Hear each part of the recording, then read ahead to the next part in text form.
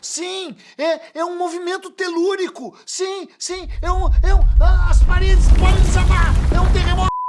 Tô falando sério, cara, é um terremoto, não tô brincando, teve um terremoto. Aonde que teve o terremoto? Só podia ser em São Paulo, claro, né, cara? Porque só tem terremoto em lugar civilizado. Teve. Sabe que dia que foi? Foi no dia 27 de janeiro de 1922. E sabe quantos graus foi na escala Richter? 11, que só vai até 8,5. Cara, teve um tremor de terra, sem brincadeira, em São Paulo, na madrugada, de madrugada ainda, do dia 27 de janeiro de 1922. E aí houve o que a imprensa chamou de um corre, corre, sonâmbulo. Vou repetir. Corre, corre, sonâmbulo. Todo mundo de pijama, de cueca, pelado, de chinelo. As mulheres de amarga, algumas talvez até com as formas mais aparecendo, na rua desesperados, porque teve essa manifestação telúrica, hein? Como os jornais eram melhores naquela época, hein?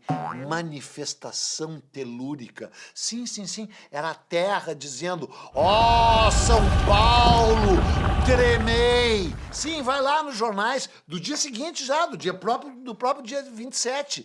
O Estado de São Paulo, a Folha, todos lá registrando, inclusive que o pobre viaduto do chá quase veio abaixo.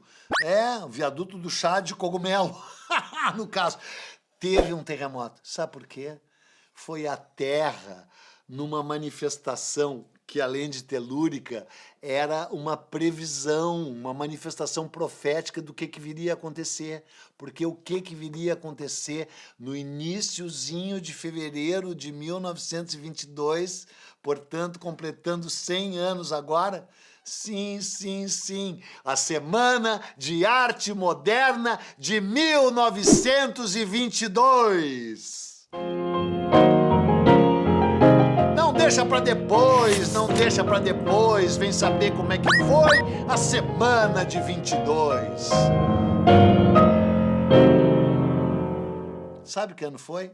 Vai dizer 22.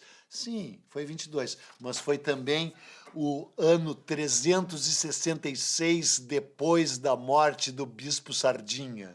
366 depois da deglutição do Bispo Sardinha, que foi comido. Você já viu aqui nesse canal Buenas Ideias como é que comeram o bispo. E aí, cara, o Sardinha virou papa o Sardinha, falando sério. E qual foi o bispo que substituiu o Bispo Sardinha? Qual foi o bispo? Foi o Bispo Leitão.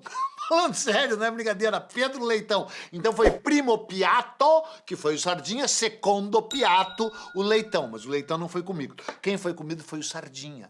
E aí, cara, todos esses anos depois, 366 anos depois da deglutição eucarística do Bispo Sardinha, os canibais estavam de volta.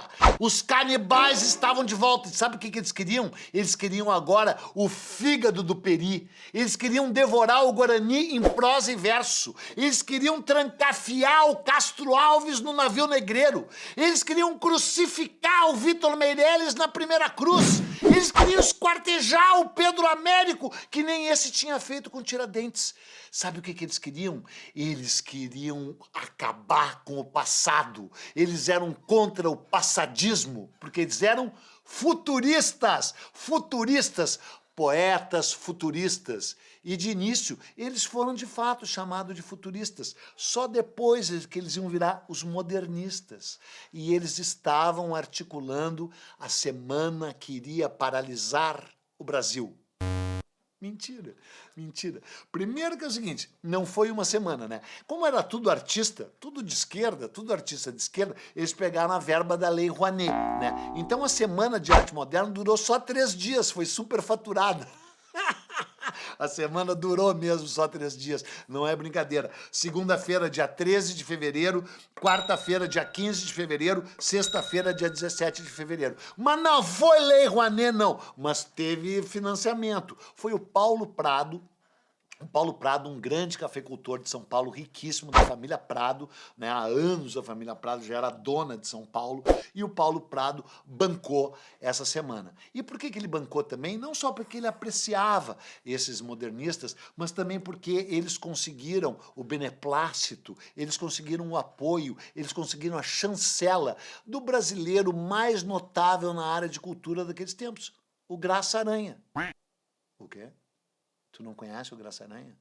Tu não conhece o Graça Aranha? Pior é que tu não deve conhecer o Graça Aranha mesmo, porque tu é um ignorante, não sabe nada.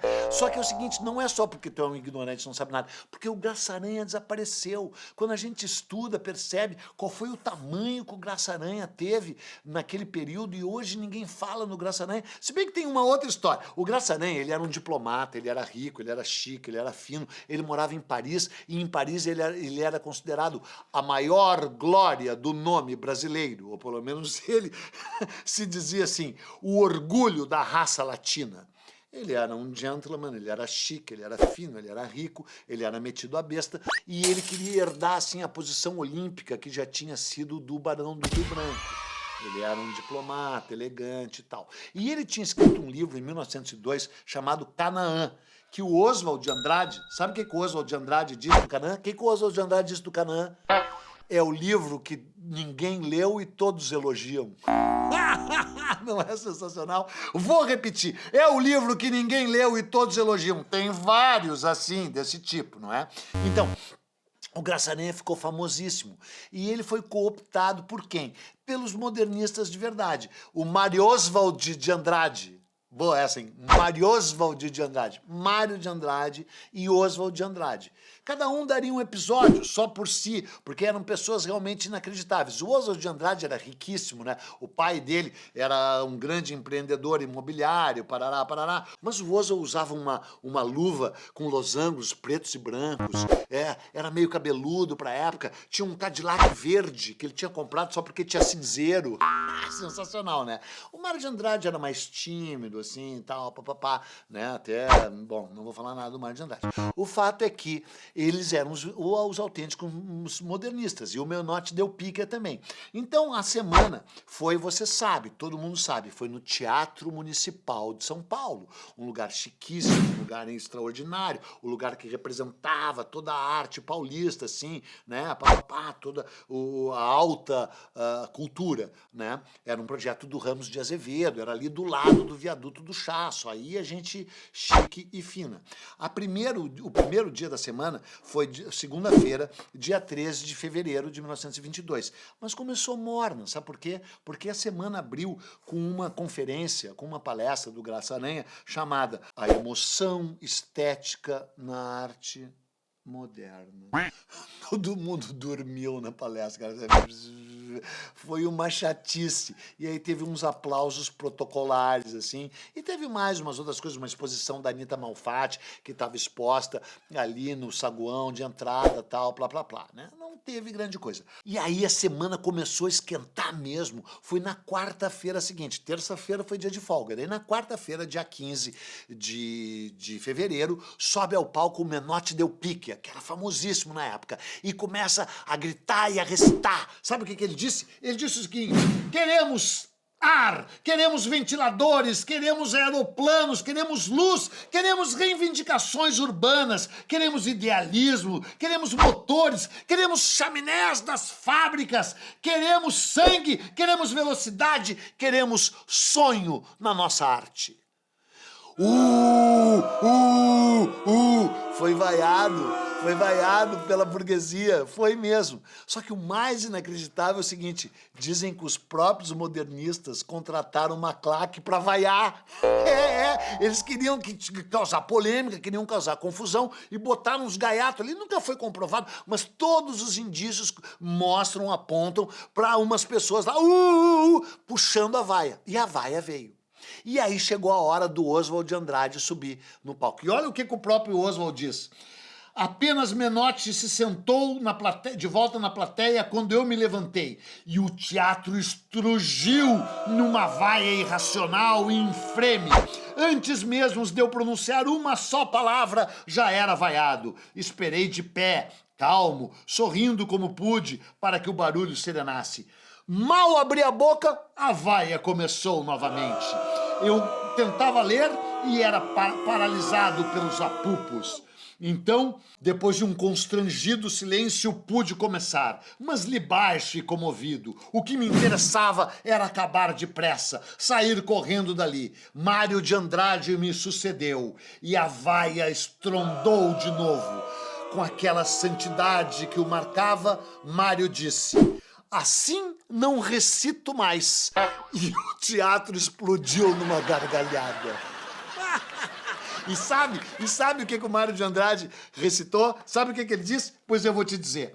Eu insulto o burguês níquel, o burguês, a digestão bem feita de São Paulo, o homem curva, o homem nádegas, o homem sanduíche. Come-te a ti mesmo, ó glutinosa plasma, ó purê de batatas morais, ó cabelos ralos, ó carecas. Isso que ele gritava. Eu insulto o burguês! E vaias, e vaias, e mais vaias, né? E aí, nesse momento, mesmo que tenha havido pessoas contratadas para vaiar, dessa vez a vaia foi genuína, foi autêntico. Eles causaram uma comoção, muita raiva, e a semana terminou, esse dia da semana terminou com uma com uma enorme turbulência. Os jornais no dia seguinte já a reproduziram. E aí chegou a sexta-feira, o último dia, 17 de fevereiro de 1922. Começou grandioso, porque a Guiomar Novaes, que tu aí também, e tu aí atrás na tua ignorância, não sabem quem foi. A Guiomar Novaes foi uma das primeiras superstars brasileiras. Ela morava nos Estados Unidos, excursionava pela Europa, ela paralisava os lugares, uma pianista, onde quer que ela tocasse. Ela era uma superstar.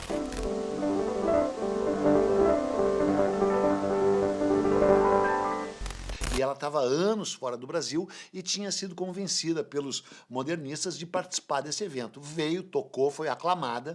Quando termina o recital dela, começa o recital do Heitor Villa-Lobos.